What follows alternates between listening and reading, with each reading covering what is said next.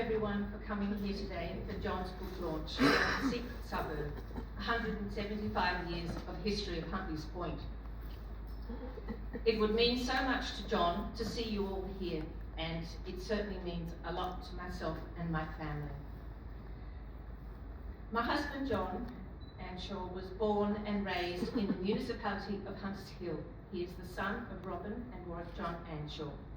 He spent many years, both during our marriage of 40 years and as a boy, sailing on the Parramatta River with our family. It was this that sparked his interest in the delightful suburb that is Huntleys Point. John and I have been residents of Huntleys Point since the late 90s, when an opportunity to purchase a home became available.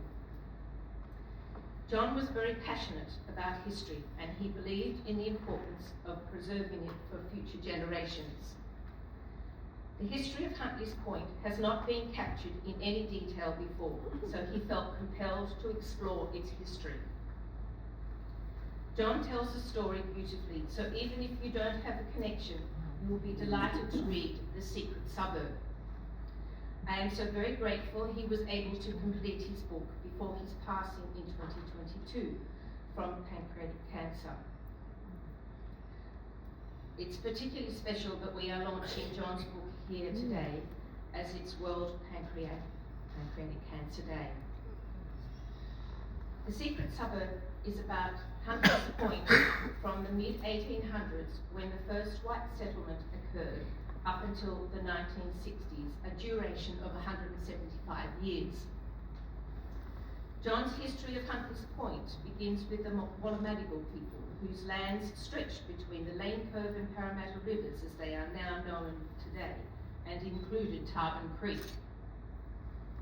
Bill Allen, who we are very fortunate to have here with us today, has provided special photos of ferries over the years, particularly the cover of the book, which was chosen by my daughter Laura to use when we were ready to go to print. Here is a brief description of Huntleys Point from John's book. In 1847, during the early white settlement of the Crown land south of Tarban Creek, was sold as 7 suburban allotments. Alfred Reynolds Huntley bought 3 eastern lots, and the 7 lots subsequently became known as Huntleys Point. He built for his family the Point House, which is heritage listed today. We are also fortunate to have Frank Pareca with us today, who is the current owner of this beautiful residence. By 1851, all 7 allotments were sold. During the 1920s to 1930s, substantial houses were built, with nearly all having water frontages or water views. In 1881, the first Gladesville Bridge was built and a tram line later added, providing the first high-volume connection from Sydney to the north. The second Gladesville Bridge, which opened in 1964, halved the settlement, so that today, this historic and beautiful tiny suburb is hidden below. It's the secret suburb.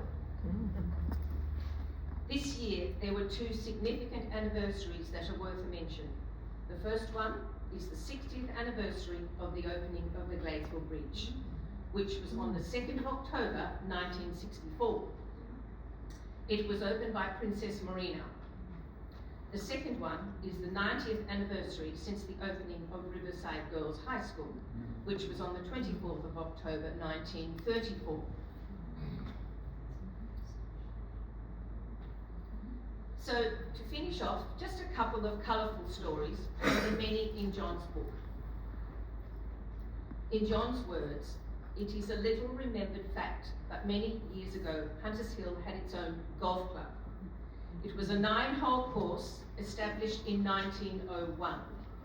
The course ran from what is now the top of Crown Street, Henley, through Gladesville Reserve, across Huntleys Point Road and its tram tracks, through what is now Riverside Girls High School, then turned back along the land that is now largely the Western Expressway approach to the Gladesville Bridge, finishing near the clubhouse, which is now the Priory.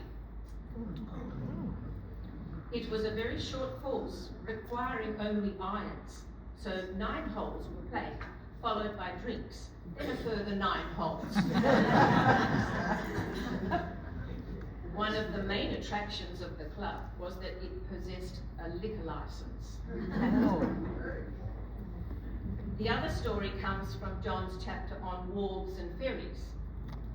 On the night of the 17th of November 1938, the Collier Mortlake Bank ferry ran into A.M. Merrington's moored yacht, Wanderer, and then ran aground at Huntley's Point.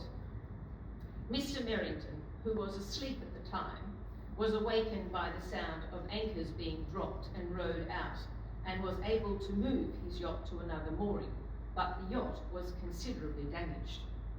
It was believed the steering on the Mortlake Bank was faulty.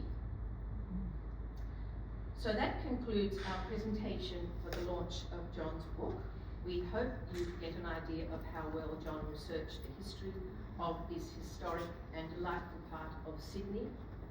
Perhaps this may have sparked your interest in purchasing The Secret Suburb.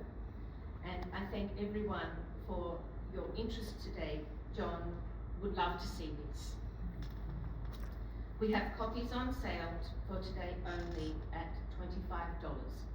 After today, the book can be purchased for $30. All profits from the sale of the books will go to the University of New South Wales Pancreatic Research Laboratory.